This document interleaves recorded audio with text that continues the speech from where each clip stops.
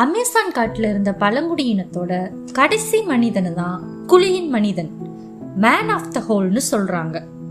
1995 அவரோட இனத்தை சேர்ந்தவங்கள காடுகளை ஆக்கிரமிப்பு பண்றவங்க கொன்னுட்டாங்க.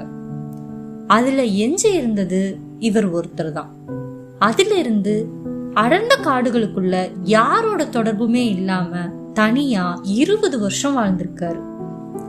2022 இறந்தும் போயிட்டாரு. 1996 முதலா அவரால் கைவிடப்பட்ட குடிசைகளை கண்டுபிடிச்சப்பதான் இப்படி ஒருத்தர் இருக்காருன்றதே பிரேசில் அரசாங்கம் தெரிஞ்சுக்கிறாங்க. அதுக்கு பிறகு தூரத்துல இருந்து அவரை கண்காணிச்சிட்டு இருந்திருக்காங்க. அப்பப்போ அவரோட குடிசைக்குள்ளும் வெளியிலும் 10 அடி ஆழம் உள்ள குழிகளை தோன்றத அவர் வழக்கமா வச்சிருக்காரு. அதனாலதான் மேன் ஆஃப் த ஹோல்னு அவருக்கு பேரும் வந்திருக்கு. இந்த குழிகளை காட்டு பன்றியை பிடிக்கிறதுக்காக அவர் வச்சிருக்கலாம்னு சொல்றாங்க. சிலர் ஒரு விதமான நம்பிக்கையா இருக்கலாம்னு சொல்றாங்க. அவரோட 60வது வயதுல இயற்கையான முறையில இறந்து போயிட்டாரு. அவரோட சேர்ந்து அவரோட மொழி, வாழ்க்கை முறைன்னு எதுவுமே உலகம் அறியாமையே அவரோடயே போயிடுச்சு.